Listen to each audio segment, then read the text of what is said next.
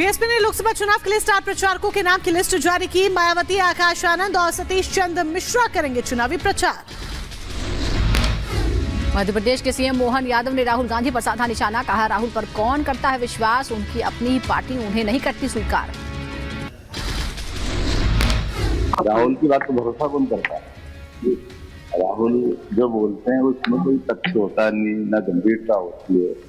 उनकी खुद की पार्टी को गंभीरता से नहीं लेती तो कोई कैसे क्या करेगा। उत्तर प्रदेश के मुरादाबाद से समाजवादी पार्टी के नेता डॉक्टर एसटी हसन ने टिकट कटने पर जताई अपनी नाराजगी। कहा, टिकट कटने के बाद लगातार समर्थकों में निराशा है, कार्यकर्ता नाराज है। शिवपाल यादव अपने बदले अपने बेटे आदित्य यादव को चुनाव लड़वाने पर बोले धर्मेंद्र यादव। कहा, चाचा के लिए काम करने में हिचक होती, भाई के लिए बिना हिचक के काम करूंगा।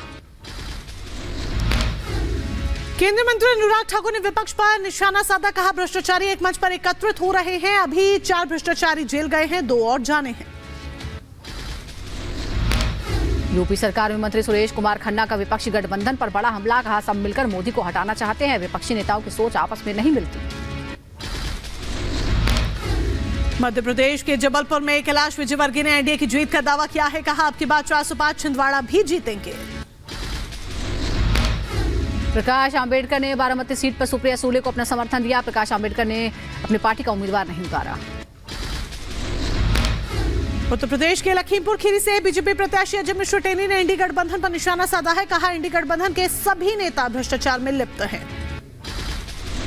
यूपी के तीसरे चरण की 10 सीटों पर आज पीएम मोदी करेंगे वर्चुअल रैली। नमो ऐप के जरिए बूथ कार्यकर्ताओं को करेंगे संबोधित, जीत का देंगे मंत्र।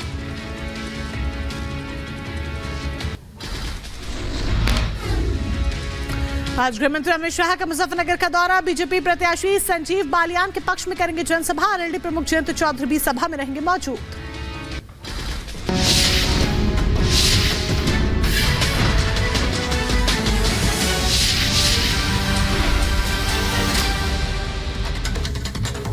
वो चुनाव लड़े, विपक्ष में कोई ना कोई तो खड़ा ही होगा। और मुझे ऐसा लगता है कि अगर इतना ही प्यार था, सचमुच प्यार होना भी चाहिए, तो राज्यसभा का सीट 90 विधायक हैं तो देना चाहिए। उसने बेटी ने अगर त्याग किया और बेटी का प्यार है तो करना चाहिए। लेकिन इस रास्ते से प्यार जताना कहाँ तक उचित है, लोग ही तय करेंगे। लालू जी ने किस परिस्थिति में लाकर रोहिणी को खड़ा कर, मुझे नहीं पता है, लेकिन मैं ये बात ज़रूर जानता हूँ कि हम पॉलिटिशियन या हम भी एक पॉलिटिकल व्यक्ति हैं, और किसी राजनीतिक पार्टी में कैंडिडेट्स का इतना अभाव हो, राष्ट्रीय जनता दल में इतना अभाव हो कि एक स्थान पर अपनी बड़ी बेटी को लड़ाते हैं, फिर अपने बड़े बेटे को लड़ाते हैं, फिर अपने छोटे बेटे को लड़ाते हैं, उसको एमएलए बनाते हैं, उसको उप मुख्यमंत्री बनाते हैं, बेटी को मेंबर ऑफ पार्लियामेंट बनाते हैं राज्यसभा का, फिर उसे लोकसभा भी लड़ाते हैं, फिर दूसरी बेटी को भी लोकसभा लड़ाते हैं, खुद भी चुनाव लड़ते हैं। तो आखिर ये क्या है, और क्या देश के लोग या उनके समाज के लोग हैं या उनके पार्टी के लोग इसे स्वीकार करेंगे कि नहीं, ये एक बड़ा सवाल आने वाले दिनों में शायद खड़ा हो सकता है। मतलब आपका इशारा है समाज का, मतलब कि लालू जी को दूसरा और कोई यादव उम्मीदवार नहीं मिला यहाँ से, सारण से। अब ये आपका विश्लेषण है, लेकिन मुझे लगता है कि शायद सारण कहिए या पूरे बिहार में कहिए, ये कहीं ना कहीं कल सवाल उठेगा कि क्या आपको अपने इतनी बड़े पॉलिटिकल पार्टी में, जहाँ आपके लगभग 80 विधायक हैं, आपको एक कैंडिडेट नहीं मिलता है, तो ये एक बड़ा सवाल तो उठेगा। तो प्रधानमंत्री नरेंद्र मोदी ने बड़ा मुद्दा बनाया है परिवारवाद को लेकर, और नीतीश जी ने भी परिवारवाद का मुद्दा उठाया था कर्पूरी ठाकुर के जयंती के अवसर पर। तो क्या आपको लगता है कि परिवारवाद जो है, डायनेस्टिक पॉलिटिक्स कंट्री में एक जहर की तरह फैलता जा रहा है, जो कि प्राइवेट लिमिटेड कंपनी बना दिया है? पहले भी कांग्रेस को भी इसका बड़ा नुकसान हुआ है, और आप कांग्रेस के हालात को देख सकते हैं। मुझे लगता है कि उसी प्रकार से राष्ट्रीय जनता दल की भी हालत है। और ऐसा नहीं है कि मैं छपड़ा में रहता हूं तो मुझे राष्ट्रीय जनता दल के कार्यकर्ताओं की टीस का अंदाज़ा नहीं है। और कहीं ना कहीं ये चर्चा तो होती है कि क्या परिवार के बाहर कोई उम्मीदवार नहीं मिलता है, कोई लायक नहीं है, तो एक बड़ा सवाल खड़ा हो रहा है। और कहीं ना कहीं एक बंधुआ मजदूर की तरह एक राजनीतिक पार्टी को चलाया जा रहा है अपने मतदाताओं के लिए। लेकिन ये मेरा सवाल नहीं है, ये सवाल उनके लोगों के लिए, वो पूछे, मुझे इस पर कोई टिप्पणी नहीं करनी है। तो राजीव प्रताप रूडी को आपने यहां पर सुना, जिनका मुकाबला है सिंगापुर में रहने वाली लालू प्रसाद यादव की बेटी रोहिणी आचार्य से, जो कि बिहार के सारण लोकसभा सीट से आरजेडी की उम्मीदवार बन गई हैं और सियासी मैदान में है। रोहिणी के सारण से लड़ने से चुनावी मुकाबला अब और भी ज्यादा दिलचस्प हो गया है। रिपब्लिक भारत की टीम ने रोहिणी आचार्य से बातचीत की है, सुनिए जरा।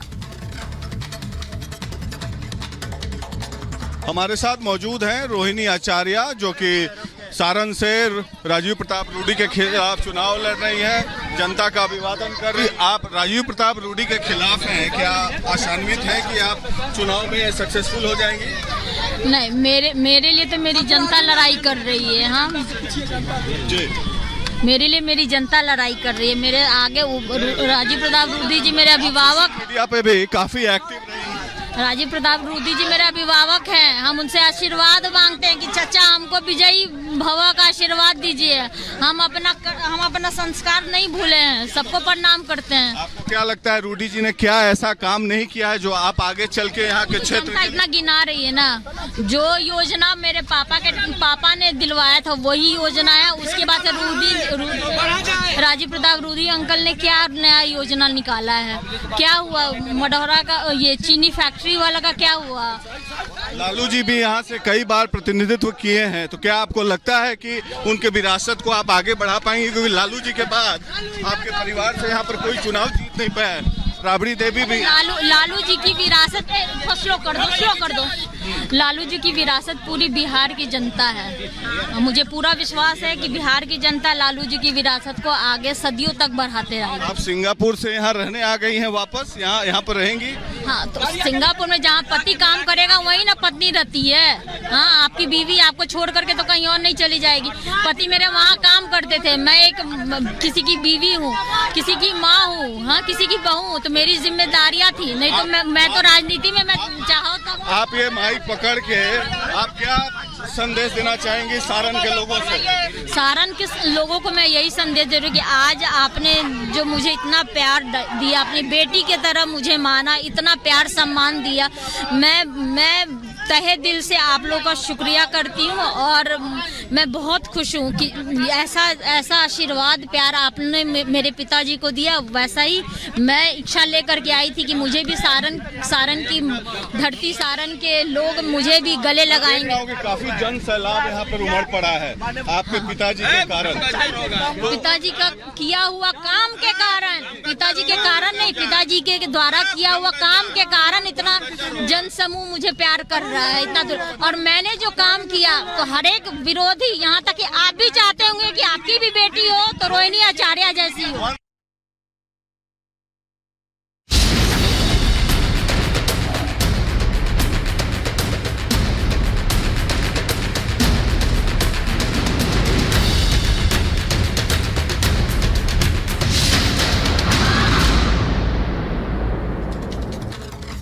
अरविंद केजरीवाल फिलहाल तिहाड़ जेल में बंद है, न्यायिक हिरासत में। और इस बीच आतिशी ने एक बड़ा दावा किया है। उनका कहना है कि अरविंद केजरीवाल का वजन लगातार घटता ही जा रहा है। हिरासत के दौरान करीब 4.5 किलो वजन उनका कम गया है। डायबिटिक हैं अरविंद केजरीवाल, उनकी तबीयत बहुत अच्छी नहीं रहती है, उनकी सेहत खराब हो रही है, ये दावा किया गया है आतिशी की तरफ से। जेल में घट रहा है केजरीवाल का वजन। आपको बता दें कि 14 दिन की न्यायिक हिरासत में फिलहाल तिहाड़ जेल में बंद है अरविंद केजरीवाल। और इस दौरान आतिशी ये कह रही हैं कि उनकी तबीयत को लेकर जो जानकारी दी है, 4.5 किलो वजन उनका घट गया है। और जतिन हमारे सहयोगी हमारे साथ जुड़ चुके हैं। जतिन का सीधे यहाँ पर करेंगे। जतिन, अभी दिन कुछ ज्यादा भी नहीं हुए और अरविंद केजरीवाल को लेकर खबर आ रही है क्योंकि वो अस्वस्थ हैं, डायबिटीज के पेशेंट है, वजन तेजी के साथ गिर रहा है। दूसरी तरफ सुनवाई पर भी नजर है कि राहत मिलेगी या नहीं, जिस तरीके से उन्होंने रिहाई की मांग की है। क्या अपडेट? जी बिल्कुल, देखिए आम आदमी पार्टी की तरफ से ऐसा बोला गया है कि अरविंद केजरीवाल का जो वजन है तकरीबन 4.5 किलो कम हुआ है। लेकिन जेल एडमिनिस्ट्रेशन का साफ तौर पर कहना है कि अरविंद केजरीवाल की तबीयत बिल्कुल ठीक है, उनको किसी भी तरीके की परेशानी नहीं है। हालांकि ऐसी कोई अगर स्थिति होगी तो जेल के अंदर ही अस्पताल है, वहां पर उनको ले जाया जाएगा। लेकिन वो अपना जो रूटीन वर्क है जेल के अंदर वो कर रहे हैं। क्या उनका सुबह भी चेकअप किया गया क्योंकि शुगर के वो पेशेंट है, तो डेली बेसिस पर उनका शुगर और बीपी जो है वो चेक किया जाता है। हालांकि आपको याद होगा कि आम आदमी पार्टी की तरफ से ऐसा ही दावा इससे पहले भी किया गया था जब ईडी कस्टडी में अरविंद केजरीवाल थे। लेकिन आज आम आदमी पार्टी की मंत्री आतिशी ने बोला कि तकरीबन 4.5 किलो वजन अरविंद केजरीवाल का कम हुआ है। हालांकि जेल एडमिनिस्ट्रेशन का साफ तौर पर यही कहना है कि वो बिल्कुल स्वस्थ है, जो नॉर्मल दिनचर्या है वो उसमें उसका अपना हिस्सा ले रहे हैं। सुबह उठने के बाद वो मेडिटेशन भी अपनी सेल के अंदर करते हैं और जो जरूरी चीजें कोर्ट के जरिए उनको मुहैया कराने की बात की गई है वो सभी चीजें दी गई है, चाहे वो दवाइयों को लेकर हो, टेबल कुर्सी को लेकर हो, घर के खाने को लेकर हो, जो जिन दिनचर्या एक तरीके से तिहाड़ प्रशासन की उसको वो फॉलो कर रहे हैं और अभी तक किसी भी तरीके की समस्या नहीं हुई है। इन केस अगर ऐसी सिचुएशन बिल्कुल आती है, तो इस तरह की जानकारी आप दी गई है। हालांकि जाहिर तौर पर जब